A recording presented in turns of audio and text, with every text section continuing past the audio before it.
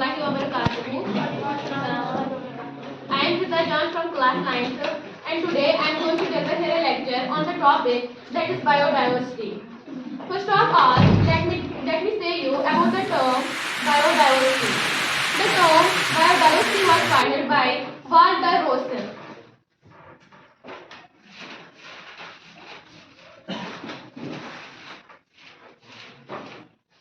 But the father of this biodiversity is Edward Wilson.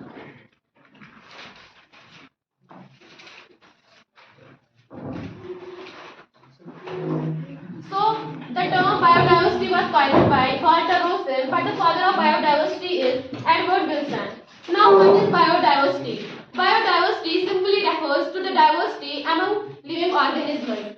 There are about 8.7 million organisms existing in the world.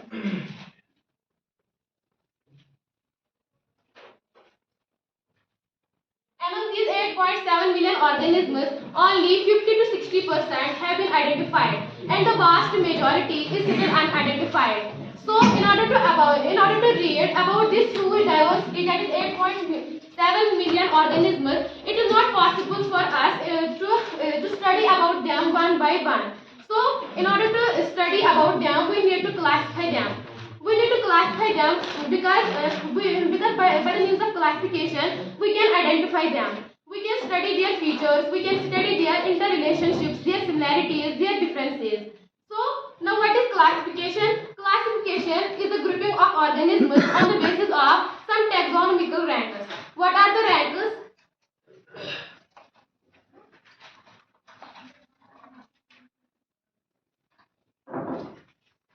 The ranks are kingdom, division, class, order, family, genus, species. For classification, an organism must pass all these ranks. So, today our main topic will be the 5 kingdom classification of Robert Whittaker. As we have seen that many taxonomists came and divided the organisms, these 8.7 billion organisms, into different groups on the basis of different criteria. Just like there was Carlos Linnaeus, who is said to be as the father of this taxonomy. He divided the organisms into 2 kingdoms, that is Vegetabilia and Plantia. After that, Mr. Huckel divided the organisms into 3 groups, that is Protista, Plantia and Animalia. After that, Robert Whittaker came, who gave his 5 kingdom classification in 1969, and he divided these organisms into 5 kingdoms, that is Kingdom Unira, Kingdom Protista, Kingdom Plantia, Kingdom Fungi and Kingdom Animalia. After that, Bouvet all came and divided the organisms into 6 groups, that is Archaebacteria, Eubacteria, Animalia, Plantia, Fungi and Protista. But today, our main focus will be on the 5 kingdom classification of Robert Whittaker.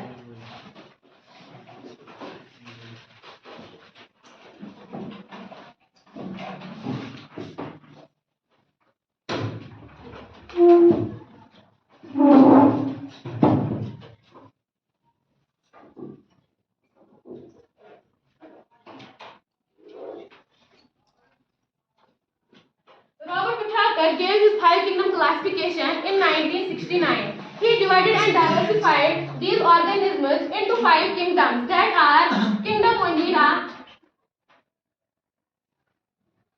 second is Kingdom Protista,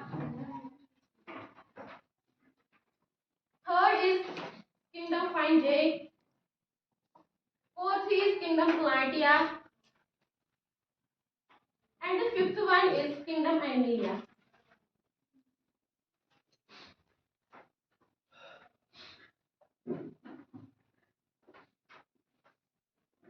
He divided these organisms into these 5 kingdoms on the basis of 2 main criteria, that is cellular organization, which further includes cell number and cell type, and second one is nutrition.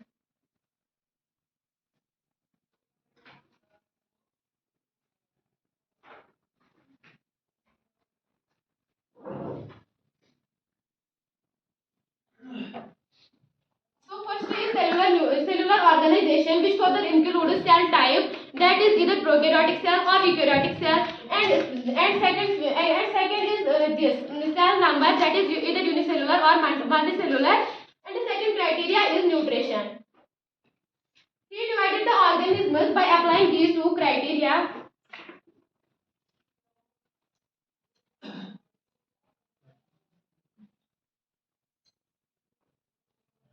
First of all, he applied the criteria of type of cell, that is either prokaryotic cell or this eukaryotic cell.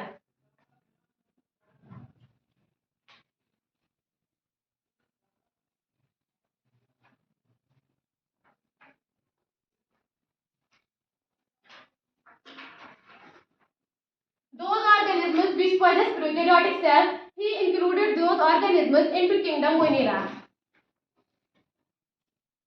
So here he gave his first kingdom, that is kingdom Monera, and here eukaryotic cell. Here he applied the criteria of the number of the cells, that is unicellular and multicellular.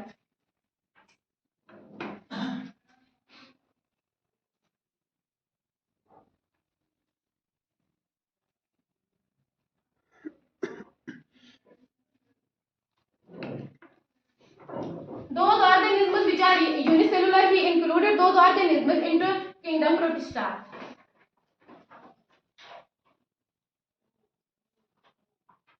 And here he applied the criteria of the presence or the absence of the cell wall. Those organisms which possess cell wall, he divided them into two groups, that is kingdom Fungi and kingdom Plantia. And those who are without cell wall, he included those organisms into kingdom Antelia.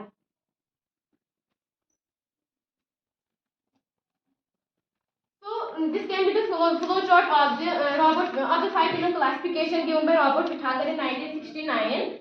The kingdom Monera possesses prokaryotic type of cell, and here when he applied the criteria of the number of cells, that is either unicellular or multicellular, those organisms which are unicellular, he included those organisms into kingdom Protista and gave second kingdom, that is kingdom Protista. Then applied the criteria of the presence or the absence of the cell wall. Those organisms in which cell wall is present, he divided them into two kingdoms, that is kingdom Fungi and kingdom Plantia, and those organisms who are without cell wall, he included those organisms into the fifth kingdom, that is kingdom Animalia.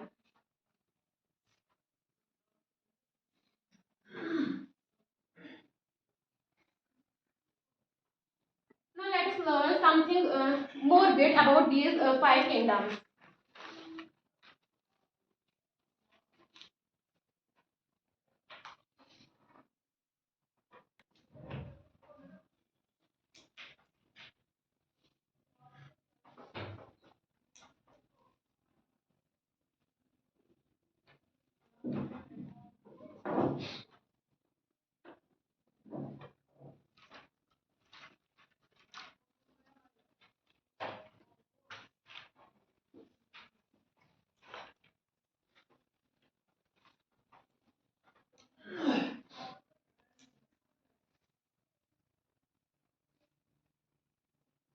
We can divide these organisms by keeping some points in our mind.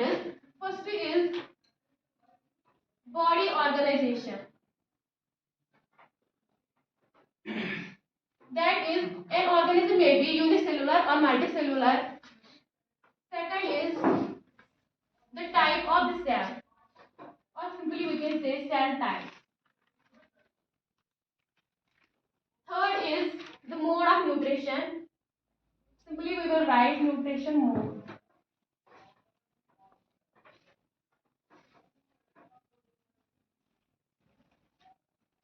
And fourth point will be the presence or the absence of cell wall.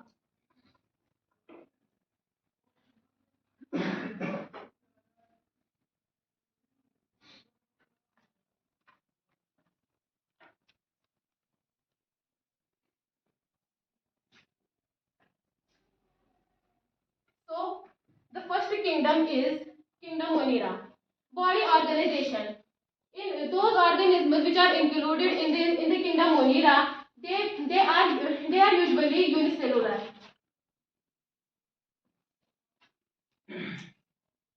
Cell type. What are the type of the cell these organisms have? So they possess prokaryotic cell.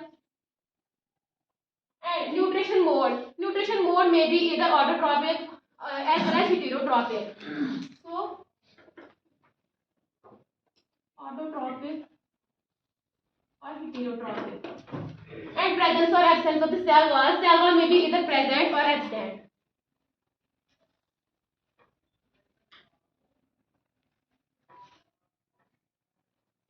So, kingdom Monera includes those organisms which are unicellular, which possess prokaryotic type of cell, which may show either autotrophic or heterotrophic mode of nutrition, and the cell wall may be present or absent. Second is kingdom Protista. This kingdom includes unicellular organisms which possess eukaryotic cell. They may show autotrophic or heterotrophic mode of nutrition.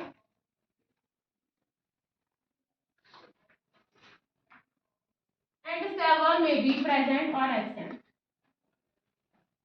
And kingdom Fungi, this kingdom includes multicellular organisms.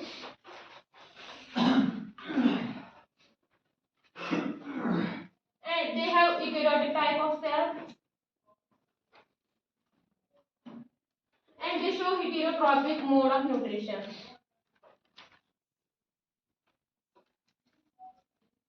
And the cell wall is present, which is made up of chitin.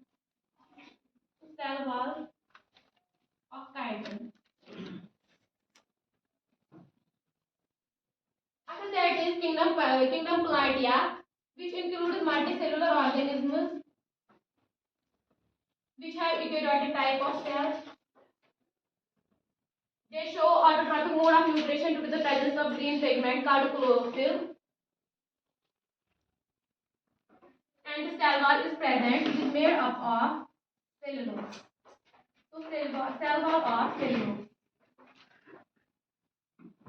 And the last kingdom is kingdom Animalia, which includes these multicellular organisms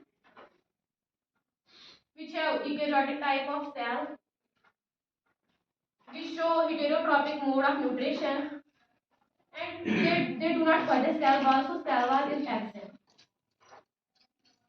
So we can say that kingdom Monera possesses unicellular prokaryotic organisms which show either autotrophic or heterotrophic mode of nutrition, which may possess or lack the cell wall. Second is kingdom Protista, which includes unicellular organisms. They are eukaryotic. They may show autotrophic as well as heterotrophic mode of nutrition. They may possess or lack the cell wall. Third is kingdom Fungi, which includes multicellular organisms. They have eukaryotic type of cell. They show heterotrophic mode of nutrition, and the cell wall is present, which is made up of chitin. Fourth is kingdom Planatia, which includes multicellular organisms. They have eukaryotic cells. They show autotrophic mode of nutrition due to the presence of green pigment called chlorophyll, and they possess the cell wall, which is made up of cellulose. And the fifth kingdom is kingdom this Animalia, which includes multicellular eukaryotic organisms which show heterotrophic mode of nutrition, and the cell wall is absent. This kingdom Animalia is the largest among all these five kingdoms, and so this kingdom has been further divided into the 10 phyla. That is Porifera, Coelenterata, Platyhelminthes, Esculmenthes, Annelida, Arthropoda, Mollusca, Echinodermata, Hemichordata, and Chordata.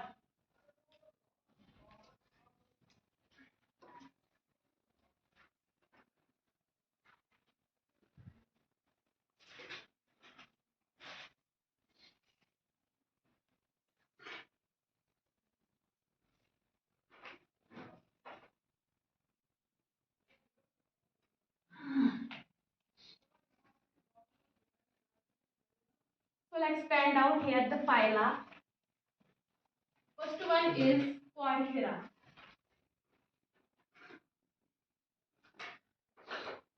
Second is Coelenterata. Third is Platyhelminthes.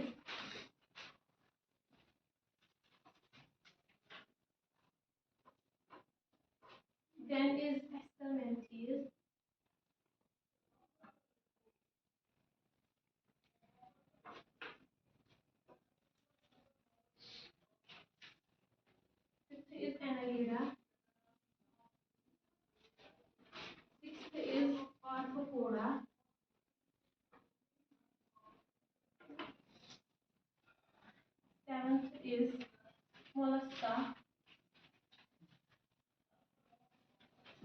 Eighth is echinodermata.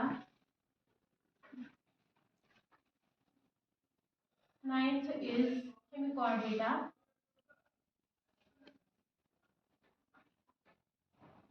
And the 10th phylum is Chordata. So the kingdom Animalia is the largest kingdom of the five kingdoms that has been included in the five kingdom classification of Robert Whittaker. So this largest kingdom has been divided into these 10 phyla, which are Porifera, Coelenterata, Platyhelminthes, Esculmenthes, Annelida, Arthropoda, Mollusca, Echinodermata, Hemichordata, and Chordata. The kingdom Animalia has been divided into these phyla on the basis of some criteria. The criteria are: first is symmetry. So now what is symmetry? Symmetry. When the body organs of an organism are so arranged that they can be divided into planes, the body is said to be as symmetrical body. And those organisms which do not possess the symmetry, they are said to be as asymmetrical. Now the symmetrical body may be either radial or bilateral. So on the basis of this symmetry, the organisms are divided. First is Porifera. Porifera is usually asymmetrical, means its body is not symmetrical. And then this Coelenterata, it possesses radial symmetry. Platyhelminthes, Esculmenthes, Annelida, Arthropoda, and Mollusca, they possess bilateral symmetry, whereas this Echinodermata, its organisms at their larva stage possess bilateral symmetry, whereas in adults they have radial symmetry. And these Hemichordata and Chordata, they possess bilateral symmetry. Second characteristic is colon. What is colon? Colon simply refers to the body cavity in an organism. The main function of this colon is to protect the body organs from the germs. And this colon can be divided into the acolmate. Acolmate, those organisms which do not possess the colon or the body cavity, they are said to be as acolmate. Whereas those organisms which possess a true body cavity, they are said to be as eucolmate or simply colmate. And if the organism possesses a false body cavity, then the organism is said to be as pseudocolmate. Now, the Porifera is acolmate, Coelenterata is acolmate, Platyhelminthes is acolmate, Esculmenthes is pseudocolmate. That is, it possesses a false. These organisms which are included in the phylum Esculmenthes, they possess what we call as pseudocolmate body, and all these possess colmate body. And the third feature is germinal layers.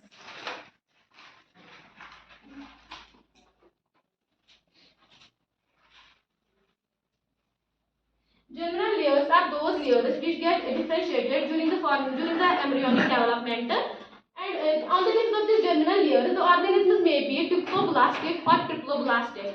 Diploblastic are those organisms which possess two germinal layers, that is ectoderm and endoderm, whereas triploblastic organisms are those organisms which possess three germinal layers, that is ectoderm, mesoderm, and endoderm. Now the 10 phyla. First is Porifera. First two, that is Porifera and Coelenterata. They are diploblastic organisms, that is they possess only two layers, that is ectoderm and endoderm. And the next phyla, that is Platyhelminthes, Esculmenthes, Annelida, Arthropoda, Mollusca, Echinodermata, Hemichordata, and Chordata. They possess what we call as triploblastic organization. After that is fourth is cellular level of organization.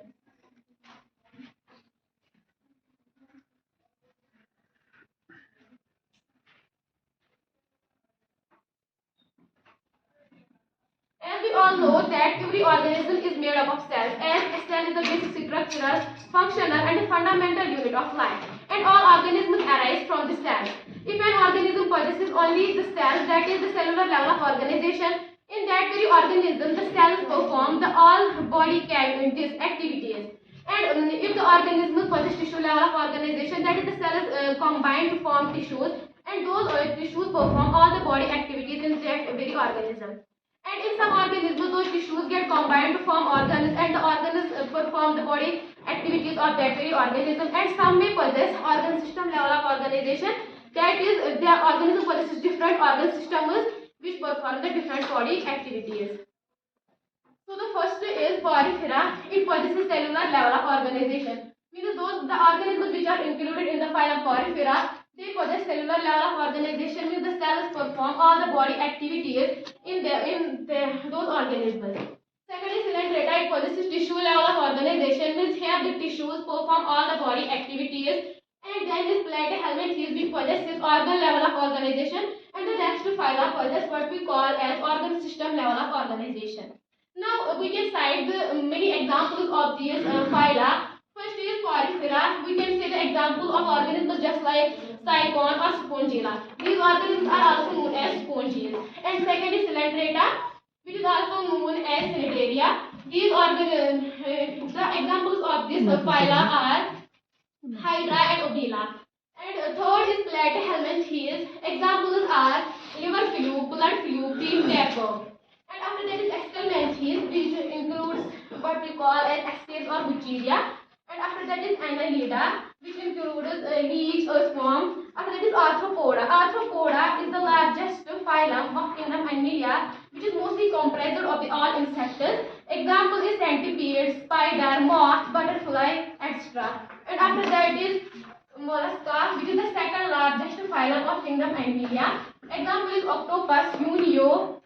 And after that is Echinodermata, which includes heather starfish. Hemichordata includes Balanoglossus and Hedmandia. After that is Chordata, which includes panda, shark, and human beings. This phylum, that is phylum Chordata, is the most advanced and complex phylum of the kingdom Animalia, which has been further divided into 5 classes. The classes are Pisces, Amphibia, Reptilia, Aves, and Mammals.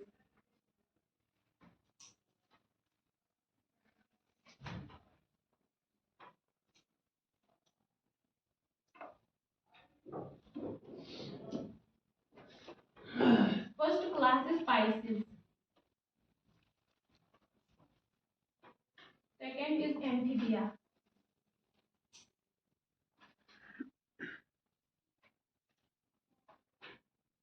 Third is Reptilia.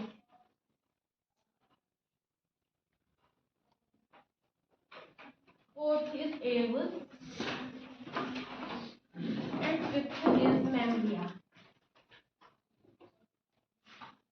As I already stated that this phylum Chordata is the most complex and advanced phylum of the kingdom Animalia, which has been further divided into the 5 classes that are Pisces, Amphibia, Reptilia, Aves, and Mammals.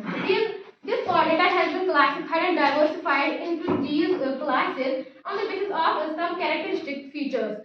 First, we can say that the presence of chambers of heart, that is either 2-chambered heart, 3-chambered heart, or the 4-chambered heart. First class is Pisces. Pisces usually includes the fishes, and the Pisces itself suggests for the name, that is fishes. These fishes possess 2-chambered hearts, so double circulation is absent here. And then second is Amphibia, which includes the organisms which have 3-chambered heart.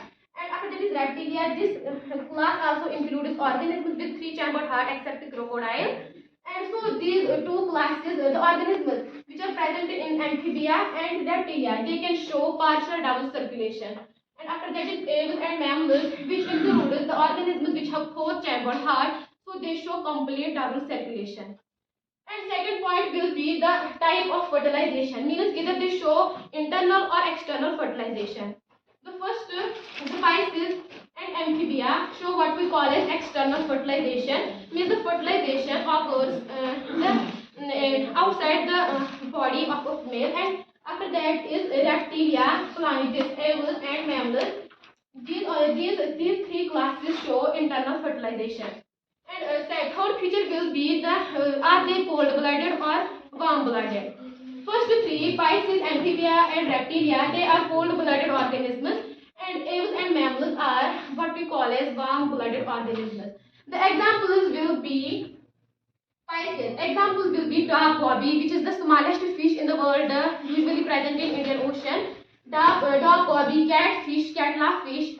Second is Amphibia, which includes frog, salamander. And third is Reptilia, which includes crocodile, tortoise, snake. And after that is Aves, which includes all the birds, just like hens, this hummingbird, which is the smallest bird in the world, and ostrich, which is the largest bird in the world, and after that is mammalia, which includes the organisms that give birth to their young ones. Examples will be human beings, cow, dog, etc. So this was all about the biodiversity, the five kingdom classification, the phyla of kingdom classification, and the classes of the chordata. Hope you all have enjoyed the lecture. Thanks.